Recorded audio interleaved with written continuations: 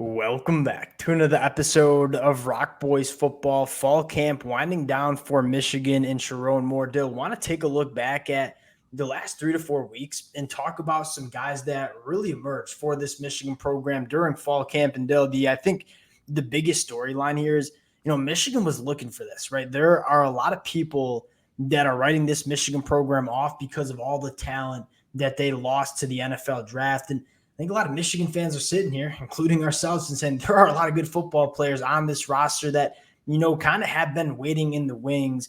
Want to highlight some of those players that went from guys that nobody really ever heard of in 2023 to guys that are going to be difference makers for this Michigan program in the 2024 season. Fired up to get into it. Now, before we do, and as always, one massive shout out to the Michigan fans. It's been a blast to talk this program during fall camp with all the new faces that are going to emerge for this program, the amount of support that the Michigan fans have shown the boys. Obviously, as big Michigan fans, this is not a program we like talking about more. We can't thank you guys enough. If y'all do enjoy the content, consider subscribing to the channel. Much more importantly, I know the Michigan fans have been reading the fall camp intel. I would love to hear the names that are catching your guys' eyes in the comment section as well. And Dill, without further ado, I think we got to start with one of the bigger question marks that we had heading into fall camp outside of the quarterback position.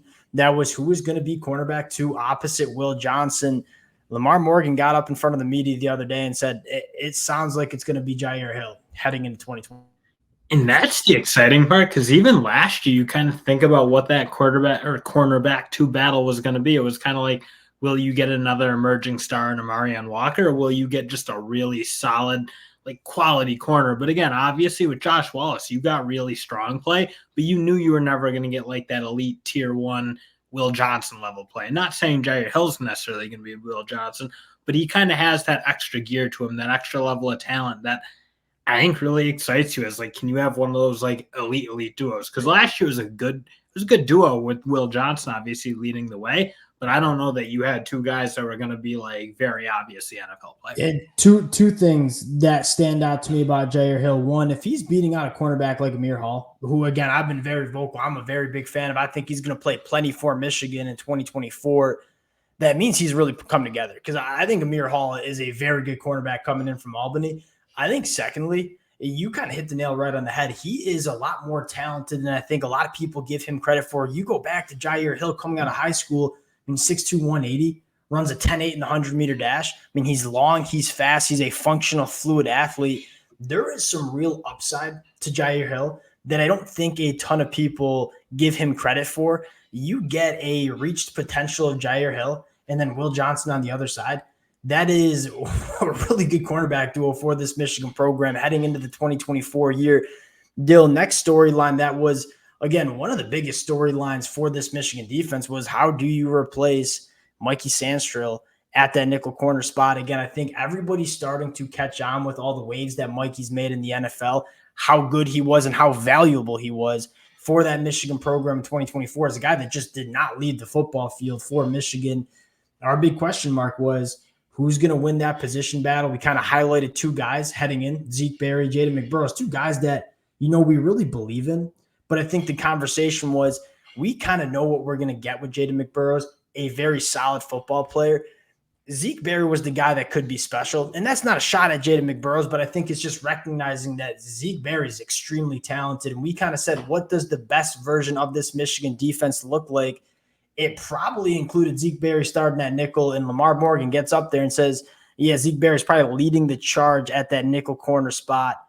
Massive storyline for this Michigan defense. And you obviously knew Zeke Barry was going to have the talent to do what he wanted to do. But again, when you talk about what Mike Sanderson is doing for that Michigan team in terms of being in the right spots, being able to be really versatile, play safety, play corner, play nickel, play every spot on that. Stop the run is probably one that you'd have to put on that list. And that, again, when you think about what Wink Martindale is going to want to do, he's going to ask Zeke Barry to do everything. Just given how they like to scheme up blitzes and how they like to come with pressure from different areas, Zeke Barry's going to need to have that ability to play the ways Mike Sanders still did in terms of playing every position and doing it at a really high level. So, again, that's kind of what you're looking for. Because, again, similar to that cornerback conversation, you kind of know you have a guy in Jaden McBurrows who did get in the field in a lot of big moments, played a fair amount of that second half against Ohio State, played a fair amount of that game against Maryland.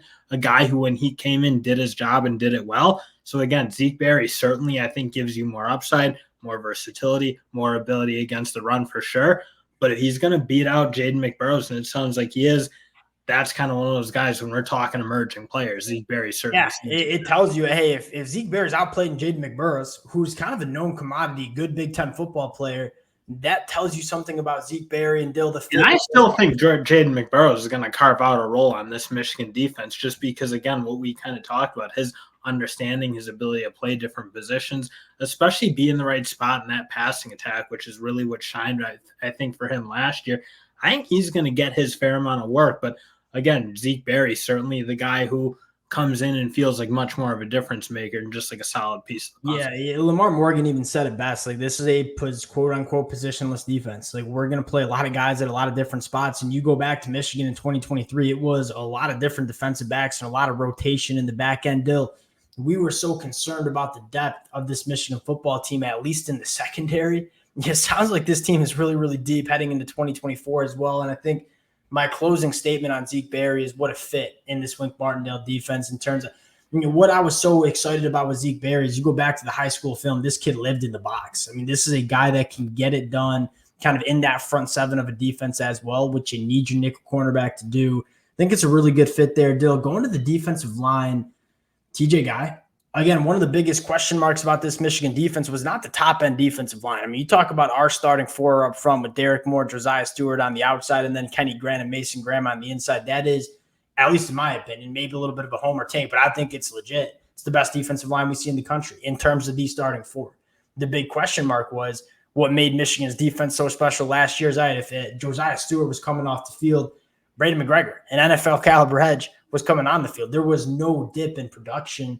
There's been a lot of question marks about the depth of Michigan on the defensive line. And Dill, every time Sherrone Moore gets asked about that edge rusher position, yeah, he'll give some love to Derek Moore and Josiah Stewart, guys that we know are really good football players. Every single time he's just asked about the edge rusher room in general, TJ Guy, it comes up in the conversation every single time. In TJ Guy, I feel like you probably argue is a bit of a spring ball winner, if you will. I mean, we got to see him really rip it up in that spring game. And even last year, you kind of knew he was coming on. There just wasn't a whole lot of snaps to go around, given the depth of that defensive line. I think the guy who you kind of have next in that edge room is the real winner. And Dominic Nichols sounds like he's really coming on.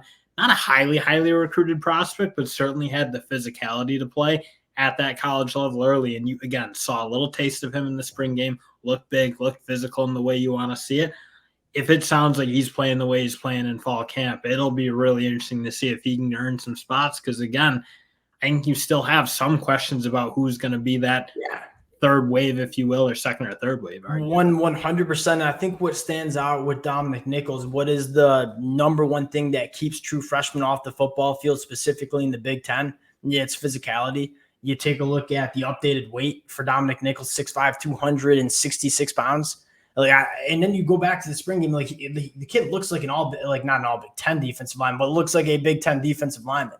And so you talk about Dominic Nichols, another guy that every time Sherrone Moore gets asked about emerging players, Dominic Nichols and TJ Guy get brought up. And especially Dominic Nichols trying to fill in a little bit more, playing the way Derek Moore plays, maybe, where, again, TJ Guy is going to be more of a dynamic pass rusher. Yeah. I think that's going to be his game, more or less.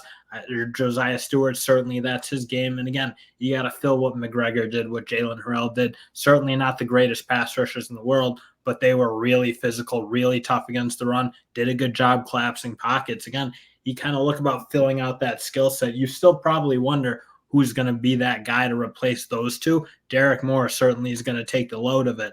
But can Dominic Nichols come in, give him a little bit of work, give him a little bit of physicality on the edge? That's one of the most underrated topics of the Michigan edge room last year is how good they were stopping the run, especially guys like Brady McGregor and Jalen Harrell who are going off to the NFL.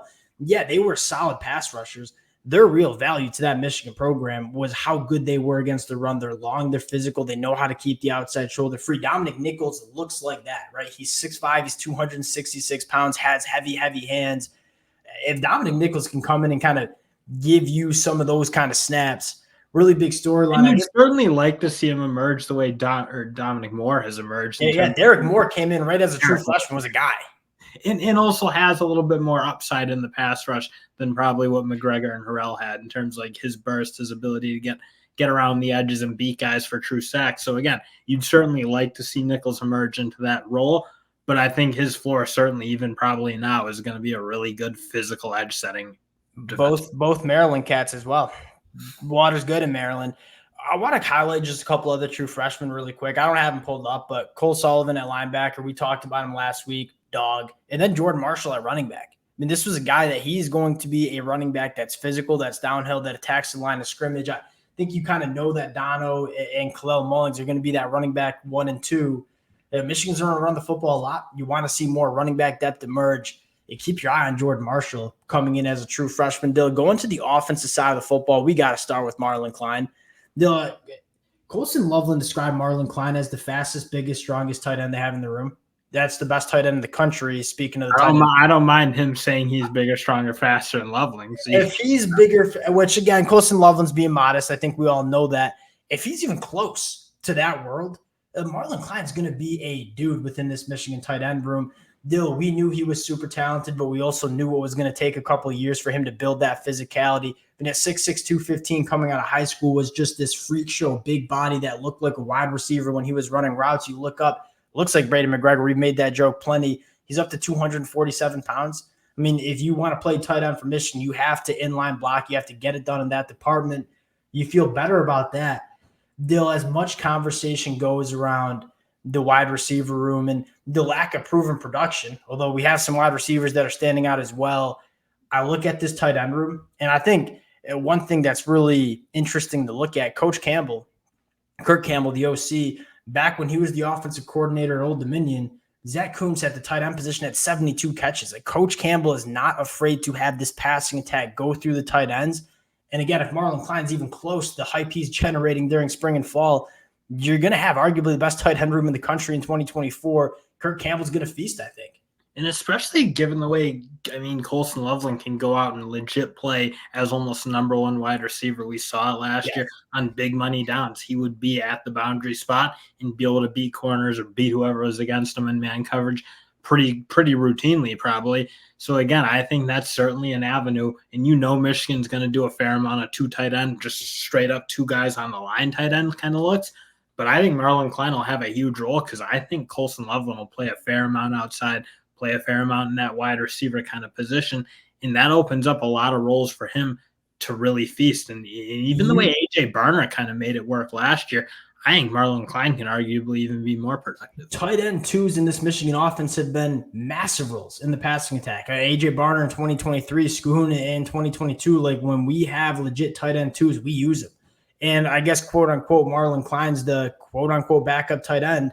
But you said it best. We're going to be running with a lot of two tight end sets. So Marlon Klein, if he's a difference maker, that's massive for this Michigan passing attack that a lot of people have question marks about heading into 2024. Last guy we got to shout out, and Dill, it's the Michigan fans are probably sick and tired of me talking about him, but I'm going to continue to talk about him, Miles Hinton.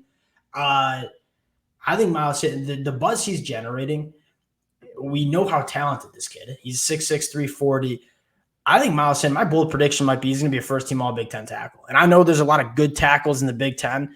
The buzz that Miles Hinton is getting, I can't wait to see what this kid plays like in 2024. And all this conversation on Michigan's offensive line taking a step back, Miles Hinton has the chance to really, I guess for lack of better terms, shut up the haters in terms of doubting this Michigan offensive line, because I think he might be a hammer at left tackle. He's certainly a guy I think we were all surprised, frankly, wasn't playing last year a little bit more, whether he's going to play left, whether he's going to play right. You kind of saw coming from Stanford. And there were probably some element of polishing up the pass pro game a little bit, being a little bit more quicker, a little bit more athletic in that department. But one thing you knew for sure is he was going to be able to move guys off the line. If that pass pro comes around for him and he can pass protect at the level that I think Michigan would expect their left tackles or right tackles even to be able to protect the passer at, I mean, he's like a first-round caliber guy. That's the type of athletic build he has. They just don't make him 6'6", 340, be able to move the way he moves. So he's going to be an interesting one. I think he's going to have a lot of responsibility in terms of being like the alpha dog in that room a little bit, where you're obviously replacing a lot of guys who – Zinner, Keegan, guys who had played for so long and kind of been the guys, if you will, going back to even 2021. So it's kind of exciting to see him kind of I think emerge as the guy, the leader in that or in that position group, if you will, but also be the tone setter. I mean, still going to be ultra physical with the way he plays, with the way I think Michigan's going to want to play. He's going to be a huge part, I think, of what being really. Yeah, two things I'd like round out with Miles Hinton is one, exactly what Michigan's looking for. Like, you want guys that can move people off the line of scrimmage, especially with if it is Alex Orji at quarterback. Bring me around the football a lot. You want guys, and Miles Hinton, you go back to the Rutgers film, and this kid just routinely moves bodies off the line of scrimmage. Shouldn't call him a kid. And I think, secondly, noted, he's said he lost a lot of bad weight. You know what I mean? That 340 is a lot more solid, which makes you feel better about pass protection in terms of the athleticism, dealing with some of those twitchier, speedier edge rushers. I'm fired up about Miles Hinton. Again, I get he's a kind of known commodity to an extent. I think this kid could be so good in 2024. We'll close it there. There's a lot of news still to come out of Michigan's fall camp, including who's going to be the starting quarterback of this offense. We'll obviously continue to break it down. Appreciate you guys rocking with the fellas. Again, if y'all do enjoy the content, consider subscribing to the channel. Appreciate you guys, and we'll talk to y'all